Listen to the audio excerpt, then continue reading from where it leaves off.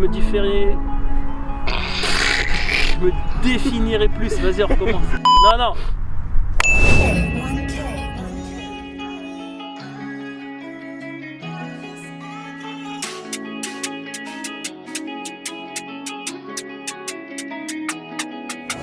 Bonjour à tous et bienvenue dans ce deuxième épisode du Grand Angle au FCFF. Aujourd'hui on a la chance d'avoir Franck Chadeau, directeur technique de ce club, qui va nous parler un peu de son rôle au sein de cette association. Bonjour tout le monde, merci à Erwan Bouafsi de me recevoir dans son émission. Ma mission principale c'est de coordonner un petit peu tout ce qui est attrait aux sportifs, à savoir la gestion, le management de tous les éducateurs, la répartition et la planification des séances d'entraînement, des compétitions le week-end. Parallèlement à ça aussi, je m'occupe du pôle senior et je suis aussi membre du bureau directeur. D'accord, très bien. Donc là justement tu as fait, on va dire, la transition.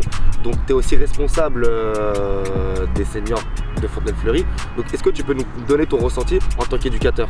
Donc ouais, effectivement, responsable du pôle senior. On a 2 équipes seniors cette année. Je suis coach de l'équipe A avec Junior. L'équipe B est gérée par Houssine et Sid Ahmed. Ça représente environ une 50aine de licenciés. Je tenais aussi à saluer le travail qui avait été fait les années précédentes. Je pense à Larbi, à Mansour, qui ont œuvré et qui ont fait du très bon travail. Moi, l'objectif, je l'ai clairement affiché dès le début, c'est que moi j'ai un projet qui s'étale sur 3 ans, voire 4 ans. Et la finalité de cet objectif, c'est de pouvoir atteindre la plus haute division départementale, à savoir la D1. Pour ça, cette année, on a fait revenir pas mal de joueurs, des joueurs d'expérience. On a des jeunes aussi qui sont là pour nous épauler dans le projet. Au début de l'année, j'ai eu du mal à fédérer le groupe autour de mes valeurs. Depuis janvier, voilà, les gens sont assidus aux entraînements, il y a beaucoup de présence aux entraînements. On est sur une série de 6 victoires d'affilée. Ouais, donc le but, c'est effectivement de faire monter les 2 équipes seniors pour histoire de redorer, on va dire, l'image du club et de remettre, on va dire, aussi le niveau de notre club à sa place. Ouais, c'est comme je l'ai toujours dit, moi je pense que Fontenay, en 4e division de district, on n'est pas à notre place. On a un fort potentiel. L'objectif, c'est de remettre le FCFF à sa place. Déjà, dans un premier temps, niveau départemental. Une fois qu'on y sera parvenu, essayer de viser l'accession à la Ligue. Ce sera peut-être dans 5-6 ans, avec toute la jeunesse qui suit. Je pense que voilà, on sera à notre place. Ok, donc je vais revenir sur ton rôle majeur, qui est surtout de directeur technique au sein du club. Donc ça fait 2 ans que tu as pris en charge ce poste. Est-ce que tu peux nous dire un peu ton ressenti sur ces 2 dernières années et qu'est-ce que tu aimerais développer par la suite? Moi j'ai repris, donc c'était en fin août 2020. L'année dernière, donc moi c'était une année de transition. On a été, comme je le disais tout à l'heure, impacté par la crise du Covid. Moi, en quelque sorte, ça m'a arrangé parce que ça m'a permis de prendre beaucoup de recul, de me rendre compte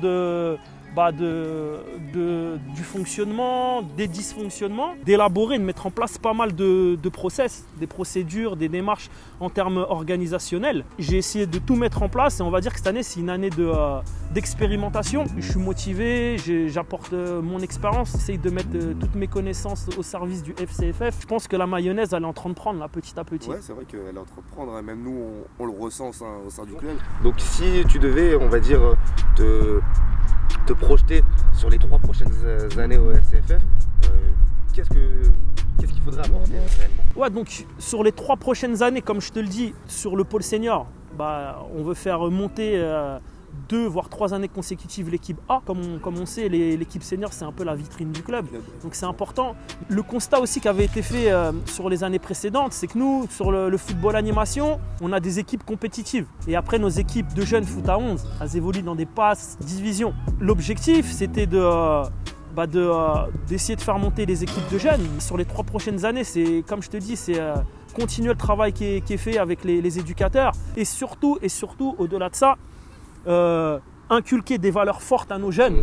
Si on fait un bilan global sur les 3 prochaines saisons, c'est vraiment de pérenniser tout ce qui a été fait là depuis quelques temps au sein du club pour pouvoir justement après développer davantage. Ouais, pérenniser, mais toujours à l'objectif d'avancer. D'avancer, bien sûr, ouais. Du coup, là, je vais revenir vite fait sur, on va dire, des 2 petites questions qui vont être sympathiques. Est-ce que tu pourrais nous donner, on va dire, un souvenir marquant en tant que DT? Déjà que tu vois qu'on est à fond dans le FCFF parce que regardez les conditions dans lesquelles on fait l'interview. Il pleut, on a froid, laisse tomber. Si j'aurais un événement marquant, franchement, ça ne serait pas un événement directement rattaché au FCFF. C'est en fait l'été dernier, j'ai organisé un tournoi intergénérationnel. Je te résume rapidement le concept, c'est que en fait, je voulais partir faire comme il y a eu un épiphénomène, la CAN des quartiers. Je me suis dit, la CAN des quartiers, c'est très bien. On coupe là avec la pluie ou quoi là, hein? Ok, on continue en interview sous la pluie. En plus, l'engouement qu'il y a en général dans les quartiers autour de cet événement, bah, ça prend grave. Au début, j'étais parti sur l'idée de faire le mondial des quartiers. Et après, je suis parti sur un tournoi intergénérationnel. On a eu, début juillet 2021, on a eu peut-être 300 personnes là, sur le terrain. On a eu 8 équipes. Ça allait de la génération 2004 jusqu'à la génération des années 70. Voilà, toute la ville était réunie. On va dire que ça a été un tremplin pour que moi, le projet que je souhaite mettre en place au FCFF. La grêle quand même, les gars. Vas-y, on continue. Hein. On met nos manteaux, ouais, ça va faire lourd même le concept. Donc Franck, si tu avais un message à faire passer pour, on va dire, les futurs adhérents ou même pour les adhérents actuels du FCFF, quel serait ton message? Si j'avais un message à faire passer, c'est toutes les personnes qui souhaitent intégrer notre projet au FCFF sont les bienvenues.